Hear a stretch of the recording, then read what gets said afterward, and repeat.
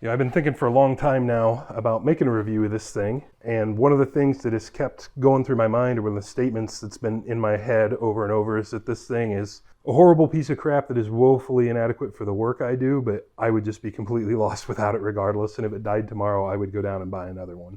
So that's a pretty glowing endorsement from a guy who's had a long-term ownership experience with one and abused the crap out of it. Hey guys, welcome back to the channel for another of Max's tool reviews. If you're just joining us now, I do a tool review every couple weeks, couple times a month, something like that. And I'll throw you a playlist for them right up there and also down in the description if you would like to see some more of them. But we are here today with my 14-year-old Harbor Freight 21-gallon air compressor. Item number doesn't matter because you can't buy this one anymore. However, I doubt that the ones they sell right now are really much different than this one in any appreciable way. These things are always been built down to a price, so how much cheaper could they have really made it in the last 14 years? Probably not all that much cheaper. But you can see this is the old school Harbor Freight decal, and you probably haven't seen that in quite a while in one of their stores. I don't think they've done like this orange and black super kind of gross looking stuff in quite a while. And as frequently the case on my channel, we are going to talk about this thing today because, of course, it's broken, because every freaking thing I own is broken. Funny story with this thing is it was also broken the day it came home straight out of the box. At the time it was easier for me to fix it than it was to take it back, and it wasn't that huge of a deal. But long story short, as far as failures on this thing, today we're going to have to replace this guy, which is actually the power on-off switch thing. Somewhat fortuitous that we just replaced the contactor in the AC in a video, I don't know, probably a week or two ago by the time you see this. I'll link that up there.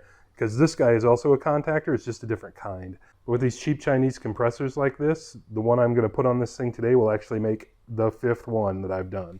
So this is a really common failure point for these things, and they're like 10 bucks, so it's not a big deal. But as far as the review end of this guy, it's really pretty straightforward. This was a $150 compressor when I bought it in 2006. Today, these are still $150 compressors. It's worth probably twice that just to have a 21-gallon air compressor around. This one is probably on its last legs outside of this issue. Like the fact that the last few times I drained the tank on it, an alarming amount of tank came out as well as a bunch of water and oil. So as the pressure vessels go, the more of them that stay inside the pressure vessel, the better off you are. Rust is not their friend. And I did some shopping around for something that would be more suitable to the work I do and everything else. And they're like $500 to $700 to get something that would be a big enough step up from one of these guys for me to bother. And if I'm going to do that, then I would step up to like a real compressor and not one of these little portable kind of guys. So the review is really straightforward. If what you got to spend is 150 bucks, I've gotten 14 years of good service out of this thing with a couple of little bumps in the road aside, which we'll talk about. It's hard to complain. How much better do you expect things to get? And you can see I've been none too precious with this thing. It's had a pump housing leak. In fact, you can see this RTV going around the outside of it. Literally since the day it came out of the box, which is why that RTV is there.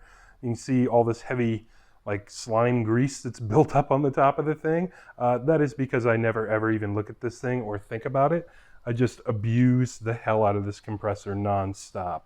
Prior to making this video, and I'm going to clean it up as I talk because it's gross and I don't really want to touch it too much until I do, I looked up some stats and stuff on the new one because of course you can't find stuff on this one anymore. And Harbor Freight doesn't even report a duty cycle for these things. If you're unfamiliar with that, duty cycle is the percentage of time out of 10 minutes that you should let something run, or that you should allow something to run, I guess. A crappy air compressor would have like a 50% duty cycle or less. And I'm assuming that's what this thing is since they don't advertise it. I frequently will run this thing for 45 minutes straight. Frequently will do that for a decade and a half. And it just keeps running, running, running. These days when I do that, after about the first 10 minutes, it starts making a obviously funny noise from the compressor itself.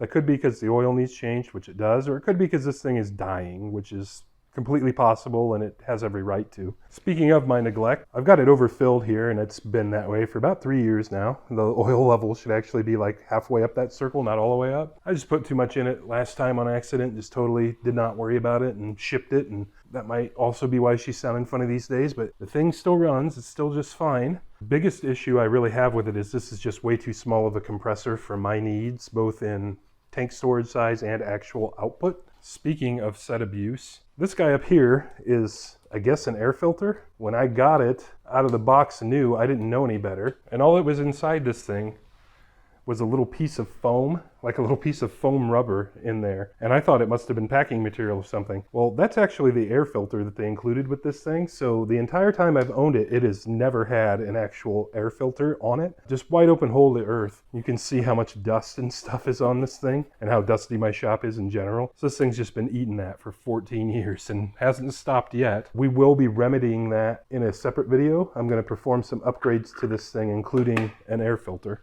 So as far as the review portion of this video goes, if you are here for a good time but not for a long time, yeah, totally in the recommended category. I don't know how much better you could possibly do for 150 bucks, but I've got really no complaints about my ownership experience with this thing, and no problem go down and buy another one. Hopefully I don't need to, but we'll see. I'm gonna get this thing cleaned up and then we'll get into the repair. So I've got the thing about as cleaned up as I dare for fear of it getting big ideas about things to come in the future. It's still going to get the crap beat out of it until it stops. But I happen to think I should probably mention something negative about it because obviously this isn't the world's greatest air compressor. It might be the world's greatest air compressor for the money, but the one criticism I will give it, and the new ones appear to be exactly the same, is this thing's pretty freaking loud. The brand new ones you can buy right now I think are 90 dB. The quiet one that I found on Lowe's website, I don't remember exactly what it was. I can look it up and throw some insert footage in here, was something like 78 dB, but it was also like 500 bucks. So pick your poison there. You can spend some more money and get one that's probably a better performing, quieter unit and everything else, but if what you have is what you have and this is what you can afford, yeah, I've been very happy with mine. But moving on to the repair. So I mentioned before I replaced a good box full of these things in my time, and the usual failure mode for them is there's a rubber diaphragm that's held in here by these 4 bolts, and eventually that'll just blow out and this thing will start leaking non-stop. This one has done something different. I was using it the other day and it was working just fine and then it just quit working. I went over to fidget with the power button and I could actually feel that it feels weird, and you can actually hear it when I turn it off. It makes like 2 clicks, and that's not really a normal kind of thing.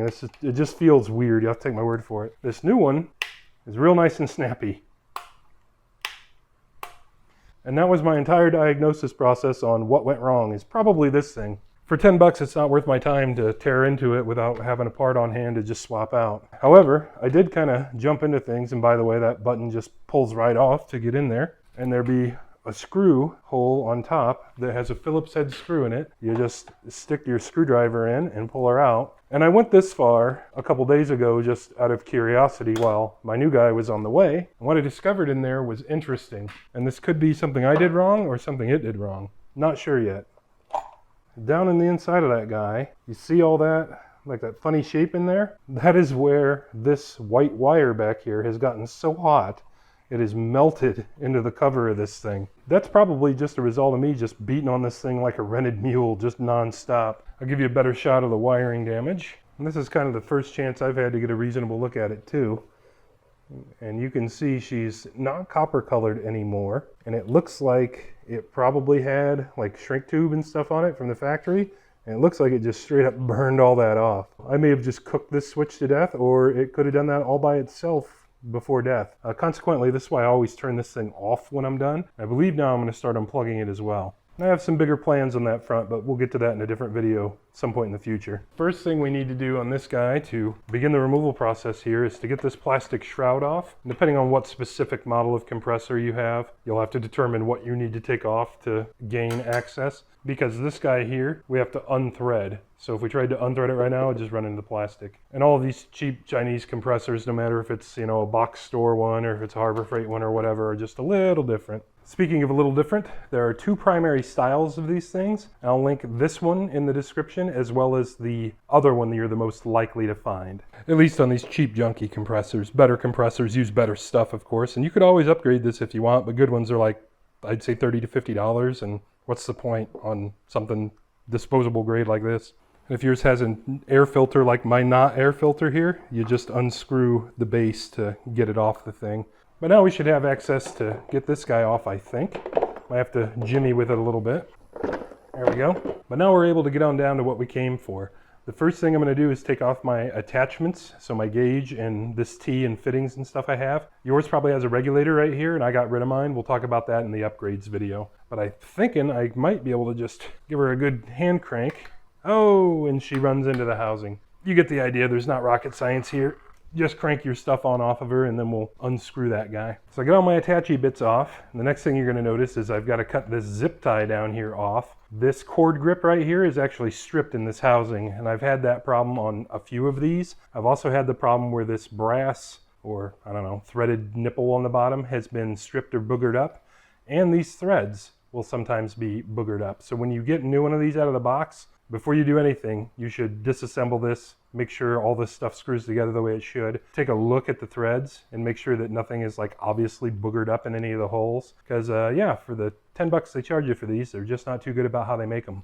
So now we cut our zip tie and we pay careful attention to the colors of the wires. We know we've got our green, white, black, and it's that way on both sides. I can refer to a video, so it's hard for me to screw this up. You guys will have to pay more attention. Yeah, it looks like this other wire burned its terminal off and everything. Something in here got real hot and unhappy. Oh, or it never had one. Who knows? So that is the actual power cord. I'm now going to crack this nut loose to get our pilot line out. This is actually what unloads the top of the compressor. So when you hear that psh when the compressor shuts off, it sends a pressure pulse down here that opens a valve on the other side. And that takes all the air pressure off the cylinder head or on the pump on this thing. So it doesn't have to work so hard to restart. So the camera battery just spontaneously died, so I'm not sure what I caught and what I didn't. Big set of channel locks is your friend here to get these off. Just throw them on, give her a crank, unwind it. We took the compression fitting and stuff off the bottom of it already. And then there's a horror show in here. I'll get you guys a little closer. Oh, and on your compressor, make sure you have enough slack to the motor to be able to do that with your cord. But there's the horror show. You can see the side of that contactor actually got so hot that for one, it discolored the screw. I'm sure that screw and that screw used to be the same color. But it melted this whole plate and it's like rotated the thing around. It's just fragged. And this wire is smoked out. So we're going to be stripping some wire and stuff back for sure. Well, at least the screw's coming out. Sort of. Screws all the way out. Wow. Okay, so that did have a terminal on it. And it just completely roached this wire. Now we can take this guy on off.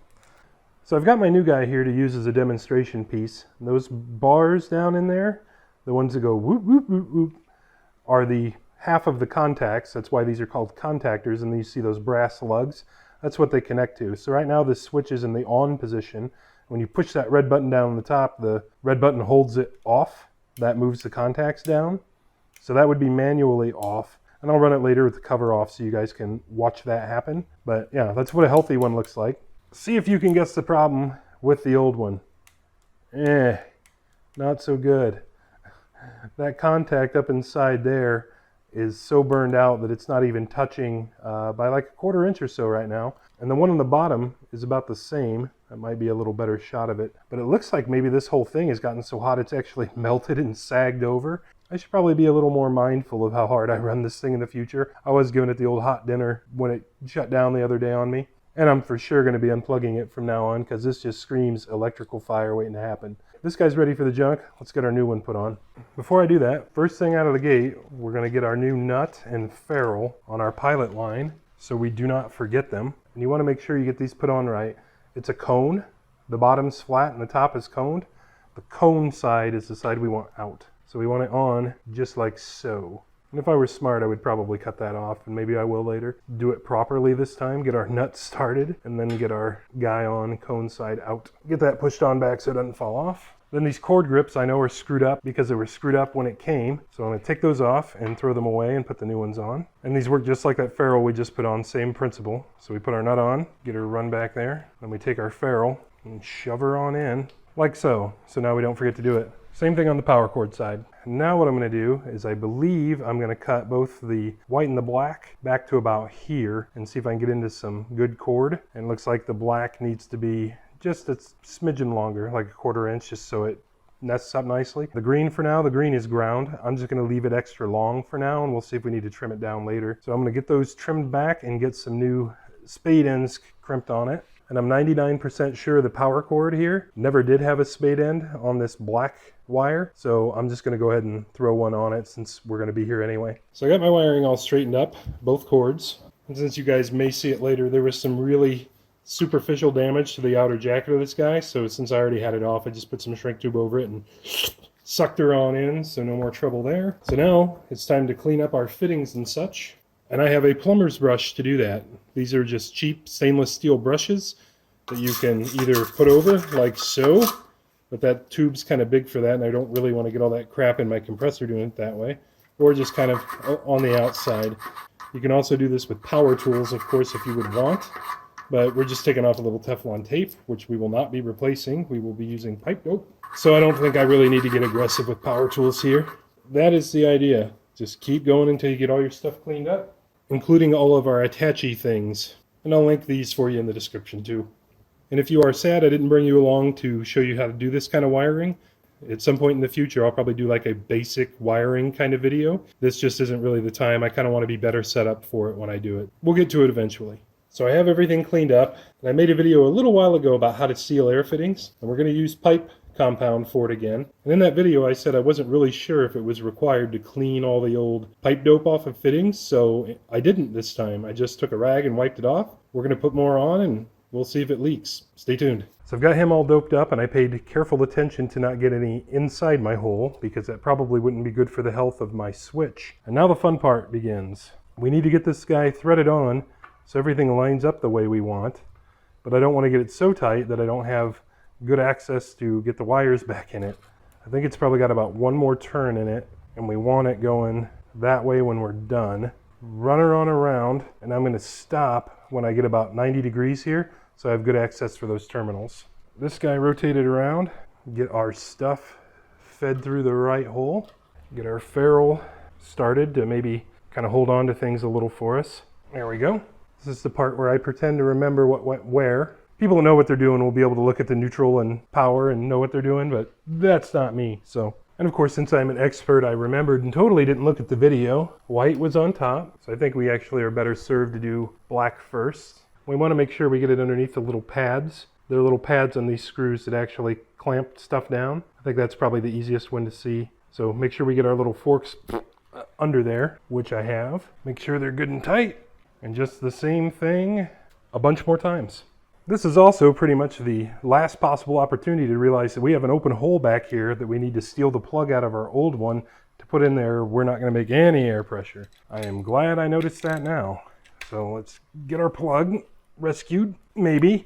Yeah, we're going to put that in the vise. Well, we got her in there now, but you can see I had to run that right on into the bottom of this thing. I'm thinking maybe Teflon tape would be a better idea here, just to give it a little more thickness so I don't have to ram it all the way to the bottom of the hole, but I'm also thinking we're just going to send it. We'll find out. I also noticed that this guy doesn't have the screw lug for the ground, so I just stole one of the old ones off of the old guy, and we'll get him installed. And I told you I left that ground plate along so I didn't think it hurt. Let's give it a little curly cue and straight up in. So now we give this guy hopefully no more than like a half turn to feel tight. Boy, it feels like I could keep going. Let's just give it a feel. And nah, there she's getting tight. I don't think it'd make another turn. So we're just going to back it off till it's straight and hope the pipe dope does its job. So next up is to repeat the process with our power wire, which I think you guys get the idea. So I got her all wired up, and before we even continue on with the rest of this stuff, I'm just going to plug it in quick and see if it wants to run before we continue down a road with maybe a defective new part or something like that. You just never know. Oh, there she goes. Yep, she's good. Yay! So now we just need to grease up our nibbly bits, put them back on, put the cover back on it, let it come up to pressure, and see if she's going to be a leaker. Let's hope not. So you might be able to see my gauge is upside down now. Another side effect of using the pipe dope is, that's bottomed out on threads. I just got it as tight as I could because I didn't want it to leak, and I don't care if it's upside down. Another thing to do is to plug it in, and we're probably going to let it come up to 20 or 40 pounds and see if any of this stuff leaks. Also, when I went to put my little nibbly bits back on, I realized this thing was way too loose, so I did put another turn in it. You can see our cords now go around here. These cord grips also suck, so I'll probably just throw a zip tie back around both those guys just to hold them there, because why not? Let's go get our guy plugged in to a real outlet and see if it burns down the shop. It's always a fun thing to do on a Tuesday night.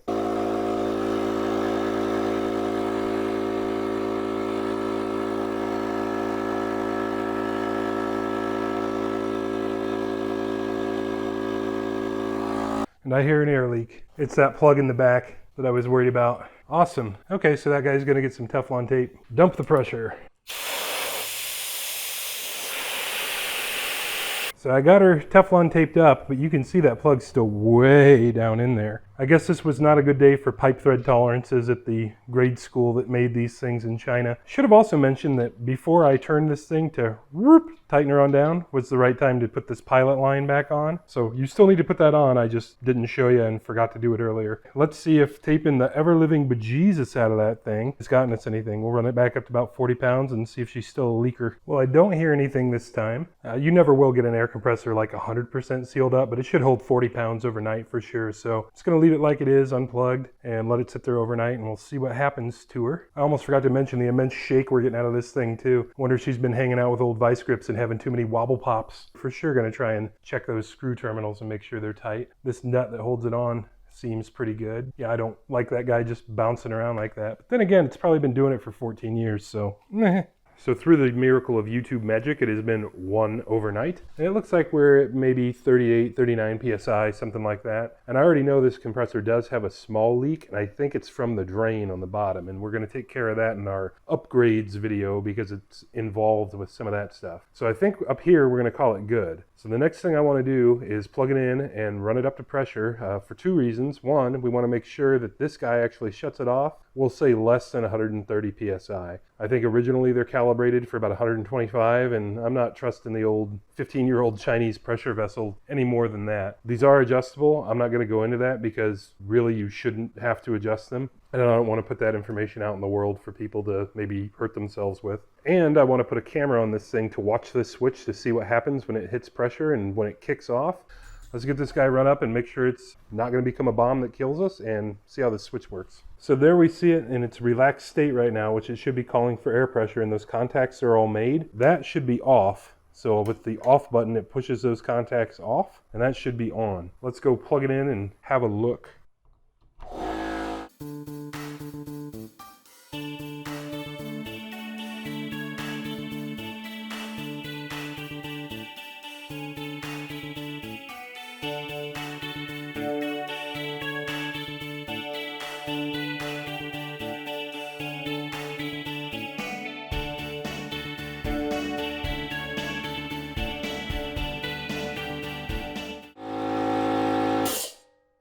Well, there we go, guys. That's looking pretty much spot on perfect to me at 125. I think that's a win. I don't hear any air leaks, so I'm also going to call that a win. So now that we have air pressure, I think the next thing we're going to do is go ahead and plug a hose into it and blow some of the loose dust and crap off of it, just because we can and we probably should. And then I think now that we've got a little bit of heat in the oil, as part of the review, I'm going to drop the oil out of it. And every time I've changed oil in this thing, it has had just a boatload of metal shavings in it, which, you know, fully expected, especially since I abused this thing and neglected it. It hasn't had an oil change in 3 years. So I will get it dusted off and we'll drop the oil and we'll see what it looks like. So I've got it as dusted off as it agrees to be, and now we're ready to do the oil. I will say this, another negative thing to say about this compressor is it has always been a nightmare to drain the oil in this thing. I've got this funnel cantilevered into a milk jug, pretty much like so, and it is a nightmare to not just make a gigantic mess doing this, but we're going to try. And then we'll kind of look around in the milk jug when I get done. I apparently tightened this drain plug with Thor's hammer, so it's going to be a lot of fun to get it out. Let me see if I can just kind of yank it. Yep, there it goes. I think this runs an O-ring that I would probably be wise to replace. All right, you guys ready for the show? There it is. I don't see any huge amounts of sparklies yet. I think there might be some. It's probably go quicker if I relieve the fill port too. There it goes. That's better. Probably more moisture than anything. Probably also been plenty hot way too many times. See if we get a bunch of sparkly bits out of the bottom. So this has taken 10,000 years the way it is. I'm going to see if I can help things. Oh yeah, there we go. Just give her a nice tip up. I'm out of room to slide the tripod, so you guys are kind of just going to get what you're going to get. That's a little better. Now I'm running the risk of like straight up dumping it on the floor though. Yeah, it's about all the more angle I can put in her. Overall, I don't see a whole lot of metal coming out of it. I think it looks good. It's plenty dark for air compressor oil. All right, that's good enough. And that is actually a crush washer that has seen better days. The rubber's all chewed up. I don't have any, or I'd put new one on. I lied to you guys. Turns out I do have more of these washers in the form of this copper washer assortment kit. Link in description. So we are just going to slap a brand new copper guy on there, and he's probably going to do a lot better than that really chewed up rubber one. I don't think I'll be able to show you all too much, but other than being pretty dark for air compressor oil. She's not too bad. I didn't see a whole bunch of metal chunkies or anything come out of it, so we're gonna say it'll probably live to see another day. So I'm going to go ahead and put the plastics back on this thing and call it good. I've decided to not worry about this thing. I did check it and everything's tight. It's probably been bouncing like that for 14 years, so I'm not going to screw up a good thing. And there she is, all reassembled and almost ready to roll. I haven't put oil in it yet because for some of our upgrades, I'm going to need to dump it over on its side, and we don't want it full of oil when we do that, or the oil will be all over the ground. So that's going to be it for the old review and repair, as I'm so often known for doing because all my stuff's broken. So always, guys, I appreciate you stopping in for this one, and we'll catch you on the next one. I'm Max, that's Saddington Bear, and we make videos like this all the time. Here are a couple links to some other videos we've made, and we really appreciate you guys stopping in.